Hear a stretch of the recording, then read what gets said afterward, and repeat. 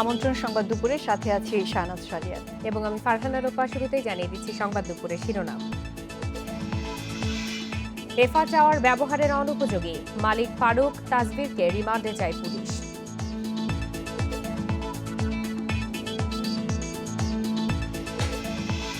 উপজেলা চতুর্থ ধাপের ভোটেও মিলছে না কাঙ্ক্ষিত ভোটার, কিছু এলাকায় সংঘর্ষ, হামলা।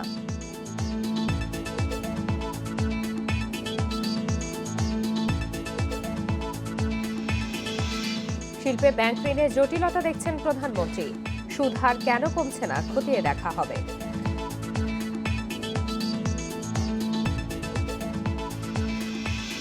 এতক্ষণ শিরোনাম শুনছিলেন, এবার জানাবো পুরো সংবাদ। বনানীর আগুনে ক্ষতিগ্রস্ত এফা টাওয়ার ব্যবহারের অনুপযোগী বলে জানিয়েছেন রাজুকের তদন্ত দলের সদস্য এবং বুয়েটের অধ্যাপক মেহেদী আহমেদ আনসারী। সকালে ক্ষতিগ্রস্ত ভবনটি পরিদর্শন শেষে তিনি এই কথা জানিয়েছেন। এছাড়া 2 দিনের মধ্যে একটি পূর্ণাঙ্গ প্রতিবেদন দেওয়া হবে বলেও জানিয়েছেন তিনি। বলেন, ভবন কর্তৃপক্ষকে 150 দিন সময় দেওয়া হয়েছে, এর মধ্যে সব ধরনের ত্রুটি সংশোধন করা হলে ভবনটি চালু করা যাবে।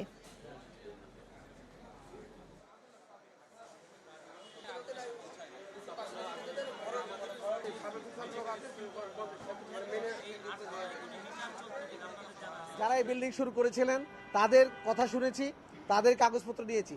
পাশাপাশি যারা এই বিল্ডিং ডেভেলপ করেছে সেই রূপায়ণ, তাদের বক্তব্য শুনেছি, কিন্তু গতকাল তাদের কাছ থেকে আমরা কাগজপত্র পাইনি। আজকে আবারও তাদের কাগজপত্র সংগ্রহ করার জন্য আমরা সময় দিয়েছি। দুপুর 12টার পরে আমরা আমাদের দুর্যোগ ব্যবস্থাপনা অধিদপ্তরে এই কাগজপত্রগুলো সংগ্রহ করব। এদিকে আগুনে ক্ষতিগ্রস্ত বনানীর এফা টাওয়ারে প্রত্যক্ষদর্শীদের গণশুনানি হয়েছে। সকাল 10টার দিকে এফা টাওয়ারের পাশে সাফুরা টাওয়ারের নিচ তলায় এই শুনানি অনুষ্ঠিত হয়। দুর্যোগ ব্যবস্থাপনা ও 4 মন্ত্রণালয়ের তদন্ত কমিটি এবং স্বরাষ্ট্র মন্ত্রণালয়ের তদন্ত কমিটি যৌথভাবে এই শুনানির আয়োজন করে। দুপুর 12টা পর্যন্ত প্রায় 24 জনের বক্তব্য নিয়েছেন তারা। এতে লিখিত আকারে আগুনের ঘটনার বিবরণ জমা দেন প্রত্যক্ষদর্শী এবং ঘটনার সময় ওই ভবনে অবস্থানকারীরা। তদন্ত কমিটির সদস্যরা জানান, ভবনের 8, 9 ও 10 তলায় কখন ও কিভাবে আগুন লাগে এবং ঠিক কোথা থেকে আগুনের সূত্রপাত হয় তা জানার চেষ্টা করছেন তারা। বৃহস্পতিবার বনানীর অগ্নিকাণ্ডের পর 4টি আলাদা তদন্ত কমিটি গঠন করেছে সরকার। এরই ধারাবাহিকতায় শুনানির আয়োজন। আগামী 3 এপ্রিল প্রতিবেদন জমা দেবে কমিটি। আপনার এক্সিস্টিং কোনো যদি ওই সিঁড়িটা বলা হয়, ফায়ার এসকেপ যে সিঁড়িটার কথা বলা হয়, ওইটা যদি সচল থাকতো। আমি দেখছি একটা সিঁড়ি আছে, বাট ওটা ইউজ করা হয় কিনা বা ওটা সচল আছে কিনা এটা সঠিক জানি না। বিবিটা যাওয়ার পর ওখানে স্যারদেরকে আমি বললাম যে স্যার অফিসে আগুন লেগেছে, আপনারা বের হন। পরে স্যারকে বললাম যে স্যার আপনারা একটু আমাকে হেল্প করেন, একটা রুমাল দেন, রুমালটা বেঁধে আমি উপরে উঠবো স্যার। মানে গ্যাস আমার হাতে ছিল। পরে উপরে ওঠার পর স্যার আমি প্রত্যেক ফ্লোরের উপরে বাসি সিঙ্গাল দিতে দিতে স্যার চলে গেছি 6 তলা পর্যন্ত। আর 6 তলাতে যাওয়ার পর স্যার আমি আর উপরে যাইতে পারিনি। বনানীর এফআর টাওয়ারে আগুনের ঘটনায় গ্রেপ্তার 2 জনকে আজ আদালতে তুলে রিমান্ড চাওয়া হতে পারে। গতরাতে ভবনের একাংশের মালিক বিএনপি নেতা তাজবীরুল ইসলাম এবং জমির মালিক SMHI ফারুককে গ্রেপ্তার করে পুলিশ। বাড়িধারার বাসা থেকে তাজবীর এবং বসুন্ধরা আবাসিক এলাকা থেকে ফারুক আটক হন। সকালে ডিএমপি মিডিয়া সেন্টারের সংবাদ সম্মেলনে এই নিয়ে বিস্তারিত জানিয়েছেন পুলিশের যুগ্ম কমিশনার আব্দুল বাতেন। তিনি বলেন, তদন্তে কোনো ছাড় দেওয়া হবে না, অপরাধী যত প্রভাবশালী হোক না কেন আইনের ব্যত্যয় হবে না। এর আগে বনানী পুলিশ ফাঁড়ির ইনচার্জ SI মিল্টন দত্ত বাদী হয়ে জমির মালিক SMHI ফারুক এবং রূপায়ণ গ্রুপের চেয়ারম্যান লিয়াকত আলী খান, কাশেম ড্রাইসেল লিমিটেডের স্বত্বাধিকারী তাজবীরুল ইসলাম এবং এফআর টাওয়ারের বিল্ডিং ব্যবস্থাপনা কমিটির নেতৃবৃন্দ সহ অজ্ঞাতনামা আরও অনেকের নামে বনানী থানায় মামলা করেন। বনানীর এফআর টাওয়ারে আগুন লেগে মারা যান 26 জন। ব্যাংক ঋণের জটিলতাকেই শিল্পের বড় বাধা মনে করেন প্রধানমন্ত্রী শেখ হাসিনা। পাশাপাশি সুদের হার কেন কমানো হচ্ছে না তা খতিয়ে দেখা হবে বলেও জানিয়েছেন তিনি। সকালে বঙ্গবন্ধু সম্মেলন কেন্দ্রে প্রথম শিল্প মেলার উদ্বোধন করে শিল্পের বহুমুখীকরণেও জোর দেন প্রধানমন্ত্রী। অর্থনীতির চালিকা শক্তি শিল্প খাত। বর্তমানে দেশজ উৎপাদনে এ খাতের অবদান 33.71%। 2021 সালের মধ্যে তা 40% উন্নীত করতে চায় সরকার। সে লক্ষ্যেই উদ্যোক্তা সহ দেশ বিদেশের বিনিয়োগকারীদের আকৃষ্ট করতে প্রথমবারের মতো জাতীয় শিল্প মেলার আয়োজন। বঙ্গবন্ধু আন্তর্জাতিক সম্মেলন কেন্দ্রেতে যোগ দেন প্রধানমন্ত্রী। এ সময় শিল্প ঋণে ব্যাংক সুদের হার কমানোর দাবি জানান ব্যবসায়ী নেতারা।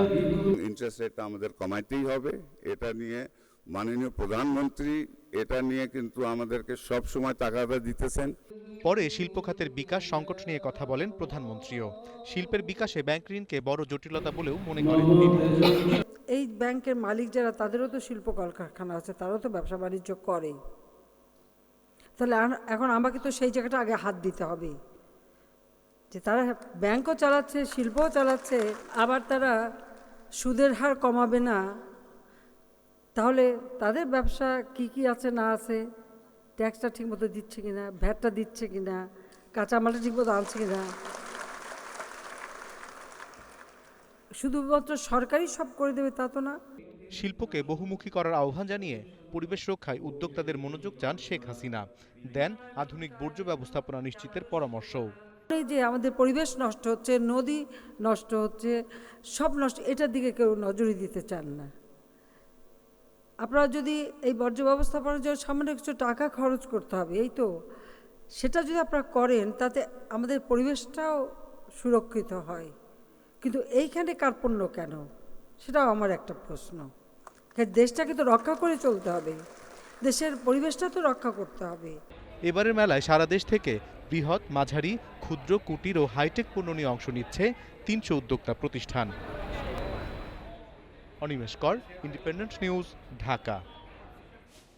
রাজউক ভবনে ইমারত নির্মাণ বিষয়ে আলোচনা সভায় বক্তব্য দিচ্ছেন গৃহায়ন ও গণপূর্তমন্ত্রী সম রেজাউল করিম। আমরা সরাসরি চলে যাচ্ছি সেখানে। চিফ ইন্সপেক্টর রিপোর্ট করবেন। রাজুকের প্রতি মাসের সমন্বয় সভায় সকল রিপোর্ট নিয়ে আলোচনা হবে, যে কোন এলাকায় কতটা বিল্ডিং পরিকল্পনার পরিপন্থী হয়েছে অথবা পরিকল্পনা অনুসরণ করা হয়নি, তার ভিত্তিতে আমরা ব্যবস্থা গ্রহণ করব। অতীতে দেখা গেছে কিছু নোটিশ দিয়েই আমরা ক্ষান্ত হয়েছি, না, এখন তা হবে না। নিয়মের বাইরে যেটা থাকবে সেটাকে কঠোরভাবে প্রতিপালন করতে হবে, না হলে যত প্রকার কঠিন পদক্ষেপ গ্রহণ করা সম্ভব আমরা সেই পদক্ষেপ গ্রহণ করব। 1996 বা 2008-এর পূর্ববর্তী অবস্থায় বিল্ডিংয়ে অগ্নি নির্বাপক ব্যবস্থা বা কোনো কোনো ক্ষেত্রে গ্যারেজ রাখার বাধ্যবাধকতার বিধান ছিল না। আমরা সিদ্ধান্ত নিয়েছি যে সে সকল সিদ্ধান্ত বাস্তবায়নের জন্য আমরা নির্দেশনা প্রদান করব। প্রতিটি বিল্ডিংয়েই যারা ব্যবহার করবেন তাদের জীবনের নিরাপত্তা, অগ্নিকাণ্ড হলে দ্রুত গতিতে সেটাকে নির্বাপন করা, এ জাতীয় ব্যবস্থা আনার জন্য আমরা রাখব। আর ইনকোয়ারি প্রসেস রাজুক থেকে আলাদাভাবে শুরু হবে আগামীকাল। 24টি টিম ঢাকার প্রাথমিক পর্যায়ে বহুতল ভবনগুলিকে চিহ্নিত করবে। এই কোন বহুতল ভবনের নির্মাণ নিয়ম মানা হয়নি অথবা যে সকল শর্তাদি প্রতিপালন করতে হবে সেগুলো প্রতিপালন করেনি, সেগুলোকে চিহ্নিত করার জন্য আমরা সর্বোচ্চ সময় রাখছি 15 দিন। আশা করি 15 দিনের পূর্বেই বহুতল ভবনের রিপোর্ট আমরা পেয়ে যাব। রিপোর্ট পাওয়ার পরে আমরা জনসম্মুখে প্রকাশ করব, কারণ গতকাল কিছু মিডিয়ার বন্ধুরা আমাকে বলছিলেন যে তদন্ত রিপোর্ট তো আলোর মুখ দেখে না। আমরা সিদ্ধান্ত নিয়েছি তদন্ত রিপোর্টকে আলোর মুখ দেখাবো, শুধুমাত্র রাজুকের দেয়ালে না, জাতীয় পত্রিকায় এবং ইলেকট্রনিক মিডিয়ায় আমরা বিজ্ঞাপন আকারে এটা প্রকাশ করব। কারণ দেশের মানুষের জানা দরকার যে অর্থলোভী মানুষরূপী নরপিশাচ কারা। লম্বা লম্বা বক্তব্য বিবৃতি অনেকেই রাখেন, তারা নিজেরা কি অবস্থায় থাকেন বা কারা কারা আইন লঙ্ঘন করেন, তাদের স্বরূপ, তাদের চেহারা দেশবাসীর জানা উচিত। কারণ দুই প্রকারের বিচার হতে পারে, একটা হলো মানুষের কাছে তাদের স্বরূপ তুলে ধরা, আর একটা হচ্ছে আইনানুগ যে ব্যবস্থা, আমরা সে আইনানুগ ব্যবস্থা অবশ্যই গ্রহণ করব। আর রাজুকের অভ্যন্তরীণ ব্যবস্থাপনায় রেকর্ড, সকল রেকর্ড, প্রতিটি প্লটের রেকর্ড রাজুকের সংশ্লিষ্ট রেকর্ড রুমে থাকবে।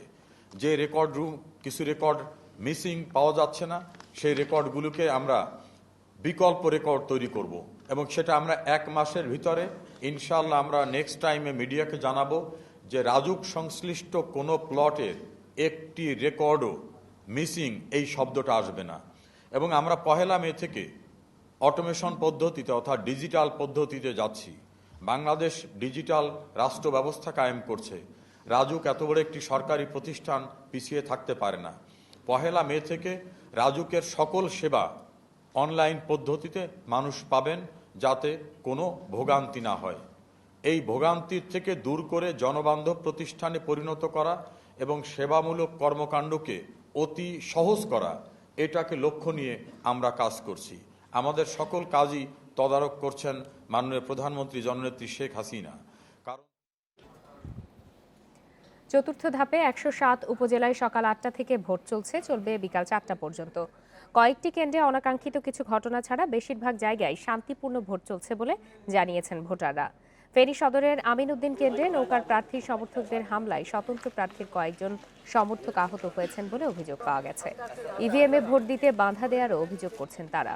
অনিয়মের অভিযোগে কুমিল্লার বুড়িচংয়ের একটি এবং তিতাসের ৪ কেন্দ্রে ভোট স্থগিত করা হয়েছে। জাল ভোটে সহযোগিতার অভিযোগে ধামরাই ও টাঙ্গাইলে আটক হয়েছেন 2 নির্বাচন কর্মকর্তা। এছাড়া ভোলার তজুমুদ্দিনের মহিলা ভাইস চেয়ারম্যান কোহিনুর বেগমের গাড়িতে হামলায় প্রার্থীসহ আহত হন 3 জন। বাকি ৮,০০০-এর বেশি কেন্দ্রে ভোট নিয়ে তেমন কোনো অভিযোগ নেই, তবে অধিকাংশ জায়গায় ভোটার উপস্থিতি কম। আমার ভোটটা আমি দেওয়ার জন্য বহুত চেষ্টা করছিলাম, এতে আমার বারবার করেন তোর ভোট দিয়ে হয়ে গেছে, তুই বার হয়ে যা, আমি একই দিয়েছি, তুই যাবো যা। আমি এতে কার্ড ঢুকেছি মতো একজন বটম টিভি ভোট দিয়ে দিয়েছি, আমারটা দিলে আমার দেনে। আমার ভোট আমি দিলাম, আমার ইচ্ছা মতন যার ইচ্ছা তারে ভোট দিলাম, শান্তি পরিবেশে ভোট দিয়ে এখন ওই বাড়ির দিকে চলে যাচ্ছি। অ্যাডমিনিস্ট্রেশন প্রচুর কড়া, কথাটা বুঝতে পারছেন না? যেখানে যাবেন আগে আপনার কার্ডটা দেখে কত নম্বর কক্ষ বলে দিচ্ছে। কোথাও কোনো ধরনের সমস্যা যদি মনে হয় বা এই ধরনের কোনো উদ্ভব ঘটে, আমরা তাৎক্ষণিক ব্যবস্থা নিতে পারব এবং আমাদের নিচ্ছিদ্র নিরাপত্তার ব্যবস্থা নিশ্চিত আমরা করতে পেরেছি। যাত্রাবাড়িতে গ্রিনল্যান্ড পরিবহনের বাস চাপায় পা হারানো রাসেলকে 50 লাখ টাকা ক্ষতিপূরণ দিতে হাইকোর্টের আদেশ বহাল রেখেছেন আপিল বিভাগ। সকালে প্রধান বিচারপতি নেতৃত্বে 4 সদস্যের আপিল বেঞ্চ শুনানি শেষে এই আদেশ দিয়েছেন। এর আগে 12 মার্চ রাসেলকে 50 লাখ টাকা ক্ষতিপূরণ দিতে নির্দেশ দেয় হাইকোর্ট। শুনানিতে রাসেলের চিকিৎসা সংক্রান্ত যাবতীয় খরচ বহন এবং তার কৃত্রিম পা লাগানোর ব্যবস্থা করতেও নির্দেশ দেওয়া হয় গ্রিনলাইনকে। সেই আদেশের বিরুদ্ধে আবেদন করে গ্রিনলাইন পরিবহন কর্তৃপক্ষ।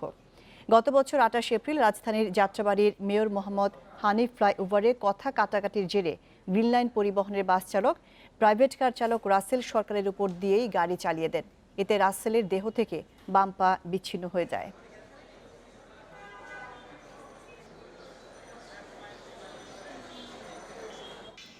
চট্টগ্রামের রাঙ্গুনিয়া কাপ্তাই সড়কে জিপ ও সিএনজি অটোরিকশার সংঘর্ষে বাবা মেয়ে আহত হয়েছেন 3 জন। বেলা 12:30টার দিকে অটোরিকশায় করে চট্টগ্রাম নগরীতে যাওয়ার পথে দুর্ঘটনার শিকার হয় তারা। পুলিশ জানিয়েছে, বিপরীত দিক থেকে আসা লামা উপজেলা চেয়ারম্যানের জিপ অটোরিকশাটিকে ধাক্কা দিলে তা দুমড়ে মুচড়ে যায়। ঘটনাস্থলে মারা যায় মেয়ে আফিফা। আহত অবস্থায় চট্টগ্রাম মেডিকেলে নেয়ার পথে মারা যান তার বাবা আব্দুল আজিজ। গুরুতর আহত অবস্থায় হাসপাতালে আছেন আজিজের স্ত্রী এবং অটোরিকশার চালক সহ 3 জন।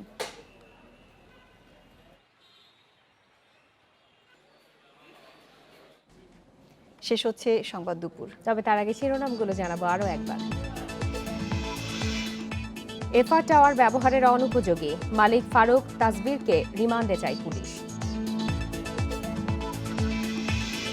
উপজেলা 4র্থ ধাপের ভোটেও মিলছে না কাঙ্ক্ষিত ভোটার, কিছু এলাকায় সংঘর্ষ হামলা।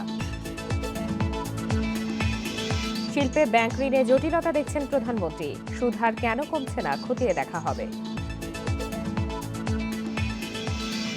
এরই সাথে শেষ করছে আজকের সংবাদ দুপুর। আমন্ত্রণ পরের আয়োজনে।